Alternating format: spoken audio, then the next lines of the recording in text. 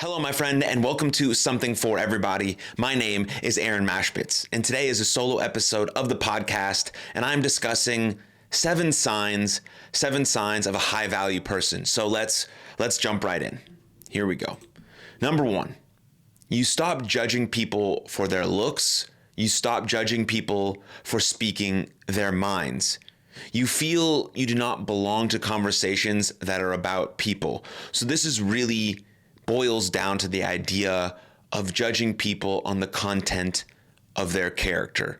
And this first you arrive at this position first by being a person who is driven by first principles and core values. I speak about that a lot on this podcast because it is wildly important to be driven through your thoughts, actions, and movements by our first principles or our core values or our most important virtues. And when you are driven by this, then that's how you judge others. You judge them on the content of their character, not by their looks or when people speak their mind. And then when you're a part of conversations that are simply about gossiping or complaining, you remove yourself from those conversations because your thoughts, your actions, and your movements are driven by your first principles, your core values, your personal philosophy, whatever you want to call it. But that's how you move through the world, and that's your internal compass for your judgment of people, because we're going to judge people regardless, right? But let's judge them on the content of their character, not the way they look or the way they speak their minds or whatever the case may be. That's this like sort of superficial layer of people. We want to judge them on the deeper, the inside parts, how they act in the world, how they treat other people. And are they living through their first principles? Are they doing what they say they're going to do? That's one of the cornerstones of the best people that I know. They do what they say they're going to do. They keep the little promises they make to themselves and to other people because they are driven by their first principles. So ultimately, the number one sign of a high value person or a person living in high character or high integrity is that they know their virtues, they know their most important virtues, and they live by those to the absolute best of their ability, and then they judge others based on the content of their character and not anything else. So that's number one. Number two, you start showing up and leaving on your committed time. People know you for your punctuality. This boils down to do what you say you're going to do. Do what you say you're going to do. The most successful elite performers in every domain in the world are consistent. They're consistent on the fundamentals. They're brilliant at, They're brilliant at the basics. And they do what they say they're going to do. I just mentioned this, but it again is relevant for this one as well. It's keeping the promises you make to yourself. You want to become more confident? You want to build your self-efficacy? Well, keep the little promises you make to yourself. Do what you say you're going to do. And you start showing up and leaving on your committed time. You are punctual. When you say you're going to be somewhere, you're there. When you say you're going to leave at a certain time, you're going to leave at a certain time. So again, this all boils back to number one. If one of your first principles is living in integrity or living in honesty or living by the words that you say or doing what you say you're going to do, then this is going to be just another added layer to how great and how valuable and how capable you are as a person and how people can trust your word because you have integrity behind the things that you say. You don't just say empty words. You don't just say platitudes. You don't just say things to say things. You have meaning and action behind your words because you do what you say you're going to do. Because first, you've kept the little promises you make to yourself, which make it much easier than to keep the promises you make to others. You're building that emotional bank account, a Stephen Covey idea, with others and with yourself. So when you do have to make that withdrawal or you do show up late because of circumstances outside of your control or things happen and you apologize, you're withdrawing from that emotional bank account, but it's not an overdraft because you've poured so much good and so many kept promises and so many things that you actually said and did that you have so much in that bank account that when you make that withdrawal, you say that apology, there's an understanding there, and we're still on the same page based on how you've always been living in integrity And now we can withdraw from that emotional bank account. So those are some of the important pieces there, but it really all boils down to, again, I'm going to mention this probably a bunch of times throughout this episode, is that we have to get in line with our first principles. And we have to try and live by those values as much as we can, because we are judging our own selves on the content of our character and our integrity and how we show up and how we say we want to show up, so that we can do the same for others and we can elevate each other. We can hold ourselves accountable and we can hold others that are in our lives accountable as well. Next one, 3, you realize you can disagree with people without disrespecting them. You realize you can disagree with people without raising your voice. This is huge, especially in today's day and age, when we have so many topics that are very heavy and they're very divisive, and they're meant to be that way, or they're portrayed on social media that way. I can disagree with people all of the time, but I'm intrinsically still valuing them as a human being. Now, again, I'm not perfect at this. No one's perfect at this. But if we have this curiosity lurking in the back of our mind as sort of the foundational piece of these discussions, then yeah, we can disagree with someone on any sort of topic there is, whether it's Trump, Biden, whether it's, whatever it is, all of these sorts of things that we can disagree on or have conversations about. But we're only going to get to a place that maybe there's some understanding or maybe there's some common ground if we have the conversations. We have to have this war of ideas, but we have to be able to have civil conversations about it. So even though we may spend 2 hours conversating about Trump and Biden, and we may never get to a common agreement, at least we can see the humanity between one another, and we weren't, disrespecting each other throughout. We were just disagreeing. And that's the place we have to get to. And I don't have to raise my voice either when I disagree with someone. I just simply say, I disagree with that point, or I want to push back on that, or let me steel man your argument, or let me be more curious about that point because I'm not sure I fully understand the points you're trying to portray. And we can still maybe never get to an agreement because there's going to be people on either side of issues for the end of time. But just seeing the other person as a real person, as a person who has intrinsic value, no matter what views they have, then ultimately we're going to get to a better place than if we see that person as the enemy or as evil because they have these certain types of views. So there's always going to be disagreements. That's part of the beauty of this country and freedom of speech and being able to do a podcast. Like, I can disagree with anyone. I can bring anyone on and disagree with them, or they can throw out opposing views that people might disagree with. That's the beauty of having this conversations or having war of ideas. It's amazing. But what we have to get to is that we can't just disrespect or disregard someone because they have those opposing views. We can only get to a place where the most number of people are doing the best possible if we have these types of conversations. That's what I think. Number 4, you realize encouraging others to do better makes you better. You appreciate people for their efforts, not only for their results. So let's go back to that first one. You realize encouraging others to do better makes you better. That's such a beautiful idea. And the best people I know who are doing the best are always encouraging others. They know that the pie is big enough for everyone to get a slice.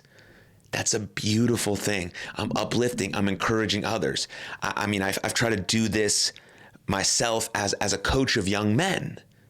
Right? I'm encouraging them to the best of my ability to try and be the absolute best that they can be.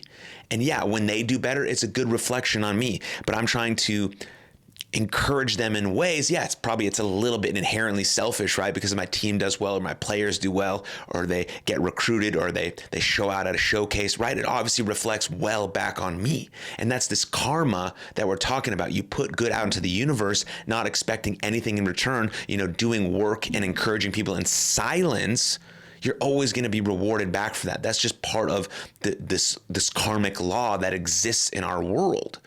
And so if you're only doing the encouraging for the praise, then maybe not. But right, there's always inherently a selfish intent when we're in service of other people, because being in service of other people ultimately makes us feel better, and we want to feel better. That's a little bit selfish. And so it doesn't matter that. It matters that you're encouraging people, knowing that if they do better, it makes me better.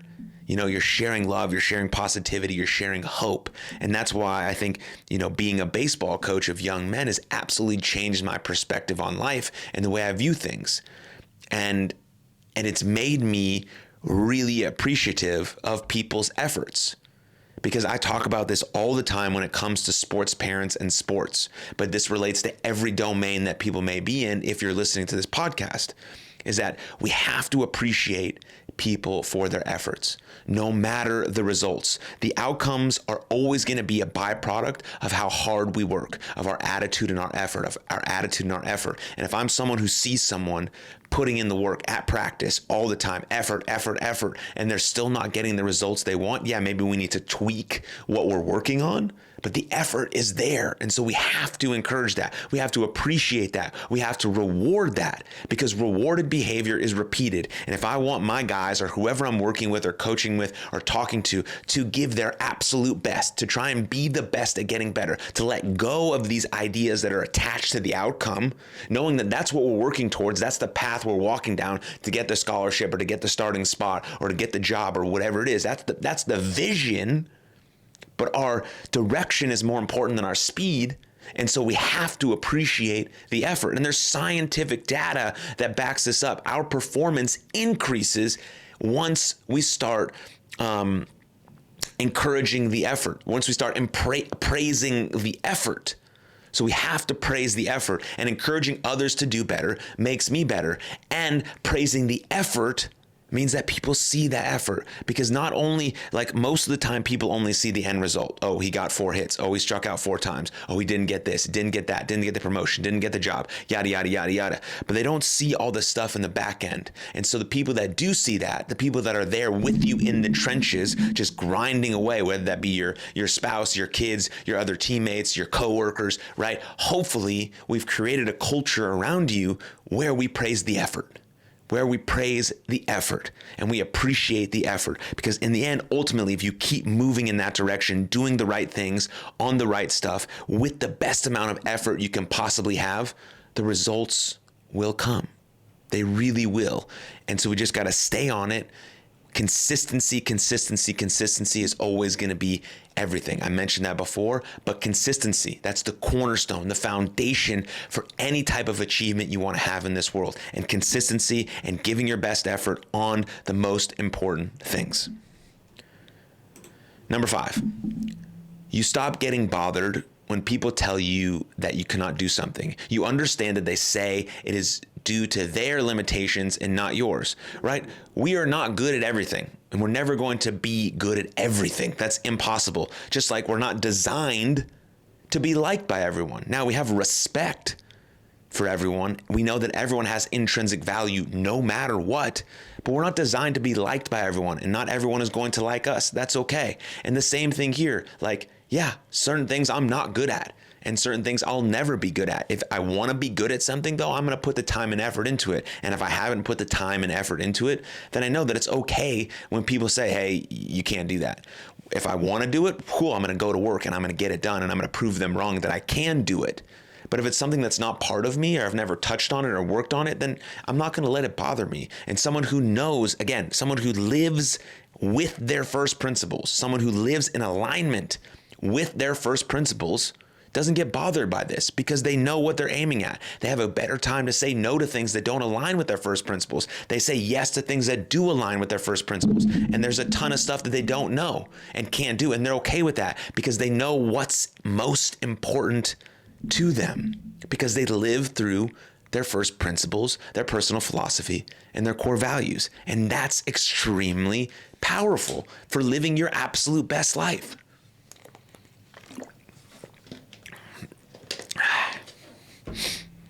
Next one. Number 6. Two more. Number 6. You stand up for people close to you even when they are not around. You talk well about people behind their backs. This is huge. There's something I heard from Jay Shetty maybe a long time ago, and it was like, no gossiping, no complaining, and no... I forgot the last one, but man, I took those first 2 as gossiping and complaining. Probably the next one would be like talking behind people's backs, but whatever. Something I heard Jay Shetty say a while ago, and it relates to this a lot, right? You stand up for people close to you even when they're not around. You talk well about people behind their backs. If you really love and care for someone, you're going to stand up for them no matter the situation. No matter the situation. Because again, if you actually are living through your first principles of integrity, honesty, hope, zest, gratitude, whatever it is, then you're going to talk well about people behind their backs, and you're going to refrain from gossiping about others, especially if you don't know them well, especially if you don't know that what's being said is the actual truth. You're just not going to engage in those types of energy draining activities of gossiping and complaining and talking behind people's backs. That's not what people do who are high value. That's not what people do who are moving towards a purpose and a mission in life. That's not what people do who are driven by their first principles, because my first principles hopefully will not allow me to talk smack behind someone's back, especially if I don't know them, because some of my most important principles are honesty and kindness, and those things are not honest or kind. But if I'm around people who are talking about someone that I know and I love and I know has integrity, then I'm going to stand up for that person, because that is also one of my core values. Stand up for those that we love. And so I'm going to talk well about them behind their backs, because again, there's this karmic energy that's flowing everywhere. And the more good you put out into the world without needing recognition for it, the more kindness you put out into the world in silence, I guarantee it's coming back to you, because you're not asking for anything from that kindness or talking well about that person behind their back or standing up for them when they're not around. That karmic energy is going to flow back to you, but you're doing it just because it's part of your first principles. It's part of your personal philosophy to stand up for those that you love and talk well about them behind their backs, especially when people are initiating gossiping and complaining and shit talking and all these things that are not productive or conducive conversations to raise our vibrations. And so that's another thing that dials us back down into our first principles. And the last one, number 7, you realize that even if you can notice everything, you can still choose not to react to everything. That's huge. That's huge, huge, huge, huge, huge. How we respond is what determines our life. Our habits decide our future. Our response determines how we feel, because we have very little control over things in this life. Some things are uncontrollable. Some things are inevitable. People are going to die. There's going to be accidents. There's going to be all sorts of horrible, tragic shit that happens. And how we respond in those moments determines the movements we have going forward. Now, in life, there's about 95% of things that we can grow from. The pain, the losses, the heartbreaks, the setbacks. There's about 95% of those things in life that we can grow from, we can learn from, and we can ultimately have post-growth from that. And that's how we respond. There's about 5% of things that we just have to get through that just ultimately fucking suck. And we can recognize the difference between the two. So let's talk about that 95% that we can grow through. So we may notice a lot of things, but we react. We don't have to react to everything. Not everything needs our reaction. Not everything needs our comment. Our energy is super valuable, and we have to be able to manage our energy to put it towards the things that are most important to us. And our responses to the things that come into our life, stimuli, events, all that, event plus response equals the next outcome. What's the event? How do we respond determines or influences the next outcome. And so we always have control of our response. Look up Viktor Frankl from the Holocaust. He talks about this. He could do it in the most dire, dreadful, horrific situation we've ever seen, the Holocaust. He was able to control his response. And so you can do that too with social media, with posts, with friends, with events that happen to your life. We can use our response. We use our breath. We use the flip the switch method, our body language, our self-talk, our breath, all of these things to be able to stop, control the stimuli, and respond in the best way possible moving forward so we have better influence over the outcome.